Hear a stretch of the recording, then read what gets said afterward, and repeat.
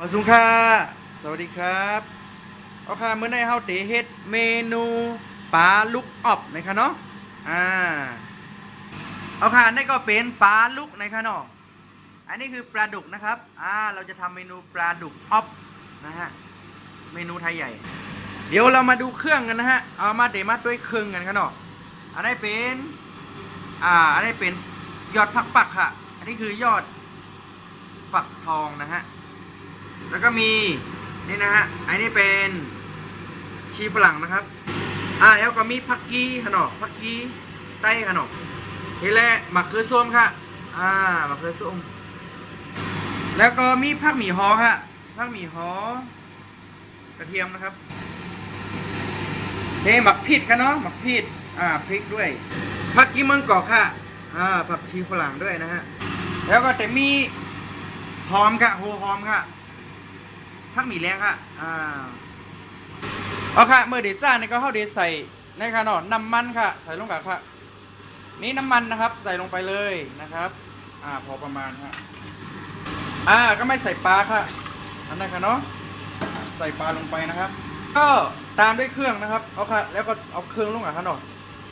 มีผักกีเกาะค่ะผักกีไตค่ะไอเล่ดังมะเขือส้มเนาะเอาค่ะย่าก็ใส่นั่นเองค่ะเป็นผักหมี่ฮอหมักพริกค่ะเนาะเห็นเลยกำนิ้นสุดค่ะเขาจะใส่ยอดผักปักค่ะเนาะอันนี้คือยอดฟักทองนะฮะเสร็จแล้วเราจะทำไงต่อมาดูกันโอเคก็ไม่เข้าเด็กปรุงเครื่องมันค่ะเนาะมีสั่งอะไรค่ะมีเกลือค่ะเนาะมีเกลือเห็นเลยก็ไม่มีผงหวานค่ะเนาะผงหวานเห็นแล้วมีแทงตั้งอันนี้ค่ะนี่เป็นมิ้นค่ะเนาะมิ้นค่ะอันนี้คือขมิ้นนะครับกำนึนสุดค่ะเนาะเป็นผักพริกผงอินค่ะแล้วก็ใส่พริกป่นนะครับเรามาดูกันก็ไม่เย่าเซาเขาใส่เครื่องมันเขาก่อนเดี๋ยวมาโคนค่ะโคนให้มันเข้ากันค่ะเนาะหลังจากนั้นเราก็มาเนี่ยฮะโคนให้มันเข้ากันนะครับแป๊บนึงเอาค่ะมือเข้าคนเข่ากันทั้งหมดเดียวค่ะเนาะก็ไม่เข้าเตะเปิดไฟค่ะเอาค่ะเปิดไฟค่ะเนาะเปิดไฟค่ะแล้วเขาก็ห่มผ้าค่ะห่มผ้าค่ะเนาะไปกันค่ะเนาะเขามัดด้วยค่ะเนาะปัดถึงแล้วค่ะมาดูกันครับยกดูนี่นะฮะเริ่มเป็นสีสันขึ้นมาแล้วเดี๋ยวก็กั้งขนม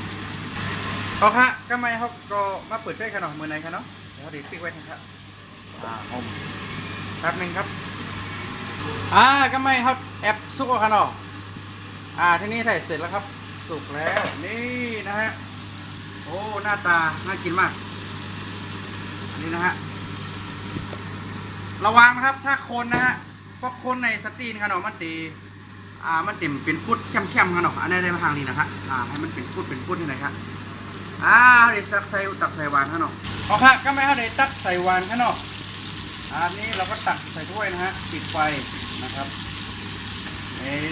นะฮะโอ้โหน่ากินมากนี่คือปลาดุกอ๊อบนะครับ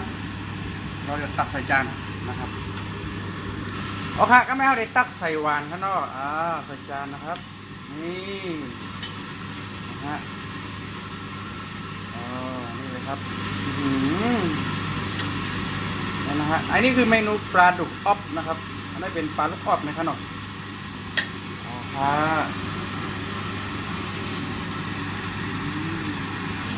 ะนี่ก็เป็นปลาลูกอ๊อบในขนมปลาลูกอ๊อบนะครับนี่คือเมนูปลาดุกอ๊อบนะครับเสร็จแล้วนะครับเดี๋ยวเรามาชิมดูเดี๋ยวมากินด้วยกันขนม